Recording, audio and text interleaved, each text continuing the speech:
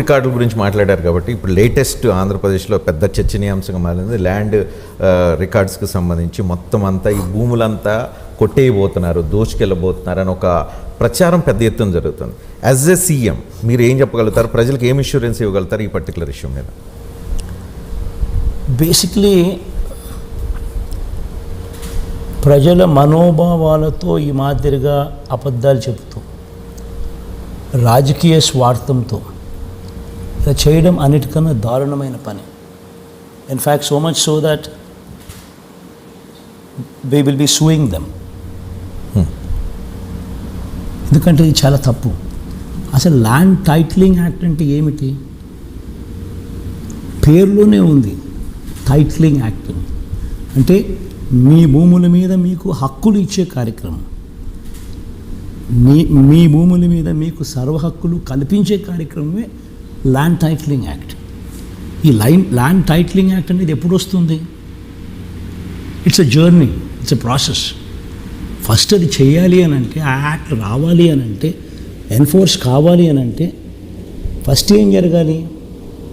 First మీ records అన్నీ కూడా రాష్ట్ర వ్యాప్తంగా ఉన్న 17,000 రెవెన్యూ విలేజెస్లో రికార్డ్స్ అన్నీ కూడా అప్డేట్ కావాలి. ప్రతి రెవెన్యూ విలేజ్లో సర్వే పూర్తి కావాలి.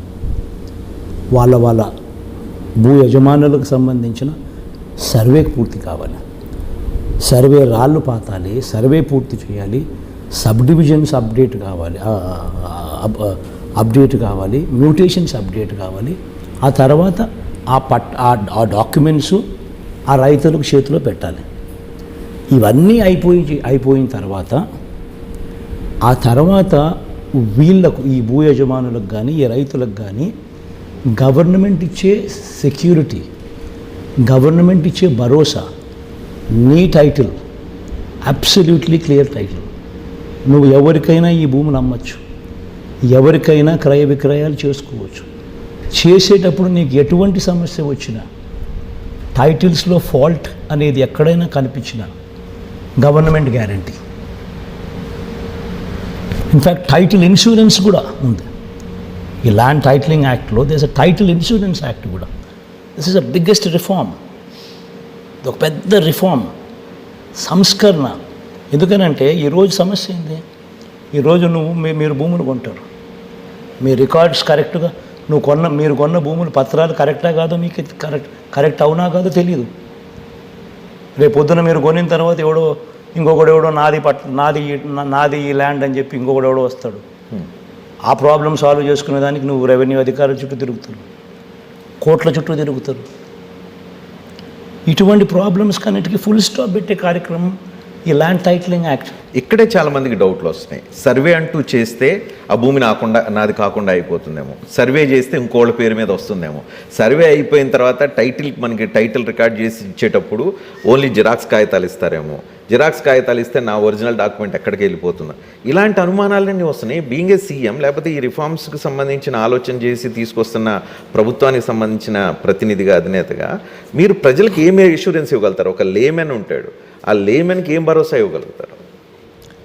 గుర్తుపెట్టుకోవాల్సింది ఏంటంటే రజని, 2 థింగ్స్. ల్యాండ్కి సంబంధించి సర్వే, ల్యాండ్కి సంబంధించి సరిహద్దురాలు వాళ్ళ సమక్షంలోనే పెట్టి వాళ్ళ భూములు డిమార్కేట్ చేసి డాక్యుమెంట్స్ వాళ్ళకే ఇస్తారు in physical form. This is separate act, this is separate story. Registration ప్రాసెస్లో కూడా గ్రామ సచివాలయంలోనే రిజిస్ట్రేషన్ చేసి గొప్ప వెసులుబాటును కూడా తీసుకొచ్చినాం.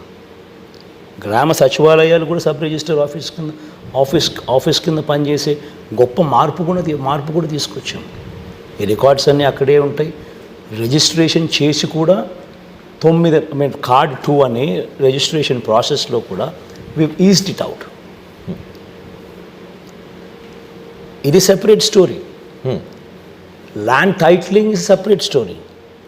ల్యాండ్ టైటిలింగ్ అనేది మీకు భరోసా ఇస్తుంది. అది యాక్ట్. ఈ యాక్ట్ ద్వారా భూ యజమానులకు ఒక భరోసా ఉంటుంది.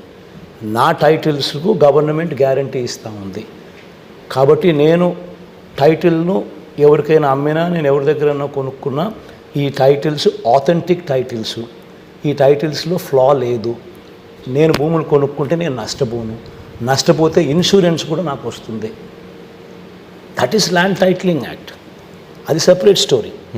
అది ఎప్పుడు వస్తుంది? ఫస్ట్ ఇవన్నీ కంప్లీట్ కావాలి. 17,000 రెవెన్యూ గ్రామాల్లో పూర్తిగా ప్రతి రైతుకు కూడా ఈ సర్వే కార్యక్రమాలన్నీ కూడా ప్రతి భూ యజమానికి కూడా కంప్లీట్ చేసి ఆ డాక్యుమెంట్స్ మళ్ళీ వాళ్ళకి ఇవ్వాలి.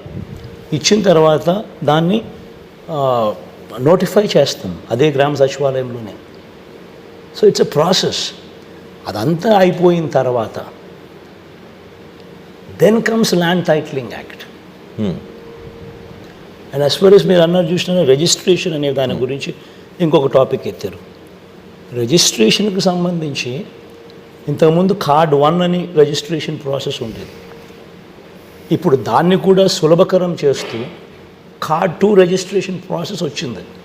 త్రూఅవుట్ ది కంట్రీ జరుగుతుంది ఈ ప్రాసెస్ ఆఫ్ రిజిస్ట్రేషన్ ప్రాసెస్లో ఈ చేంజ్ అనేది ఇది మన రాష్ట్రానికి పరిమితమైంది కాదు. త్రూఅవుట్ ది కంట్రీ కూడా అన్ని రాష్ట్రాల్లో జరుగుతూ ఉన్న చేంజ్ ఇది. ఇంతకుముందు కార్డ్ 1 అనే ప్రాసెస్ ద్వారా జరిగేది. ఇప్పుడు కార్డ్ 2 అనే ప్రాసెస్ ద్వారా registration. I'll tell you what the difference is. There is a standard document. ఈ రకమైన స్టాండర్డ్ డాక్యుమెంట్స్ను అవైలబుల్గా ఉంటాయి. ఈ త్రూఅవుట్ ఇండియా జరుగుతుందా? Throughout India. మరి why only controversy in Andhra Pradesh? చెప్తా అది చంద్రబాబు నాయుడు చేయాలనుకుంటున్నాడు కాబట్టి కాంట్రవర్సీ అవుతుంది, జరుగుతుంది. సో ఆ డాక్యుమెంట్ అనేది అవైలబుల్గా ఉంది. ఆ డాక్యుమెంట్ తీసుకున్న తర్వాత మీరేం చేస్తారు? మీ పర్టికులర్స్ ఫిల్ చేస్తారు, మీరే ఫిల్ చేస్తారు. ఫిల్ చేసిన తర్వాత ఆ రిక్వైర్డ్ డాక్యుమెంట్స్ తీసుకుని స్టాండర్డ్ ఫార్మాట్లోకి ఆల్రెడీ వచ్చింది. గ్యాప్స్ మీరు ఫిలప్ చేస్తూ మీరు రాస్తారు. రాసిన తర్వాత రిక్వైర్డ్ డాక్యుమెంట్స్ అన్నీ తీసుకుని బయ్యరు సెల్లరు ఇద్దరు కూడా సబ్ రిజిస్టర్ ఆఫీస్కి పోతారు. పోయి అక్కడ మీరు అంతా చేయాల్సిన ఫార్మాలిటీస్ అన్నీ కూడా కంప్లీట్ చేస్తారు. చేసిన తర్వాత మీకు ఫిజికల్ డాక్యుమెంట్స్ కూడా మీకే ఇస్తారు. దెర్ ఇస్ నథింగ్ లైక్ ఏదో జిరాక్స్ కాపీలు ఇవన్నీ తప్పుడు మాటలు. ఒరిజినలే ఇస్తారు. 9 లక్షల మంది రిజిస్ట్రేషన్ చేసుకుని ఒరిజినల్ డాక్యుమెంట్సే తీసుకున్న వాళ్ళు ఉన్నారు ఆల్రెడీ.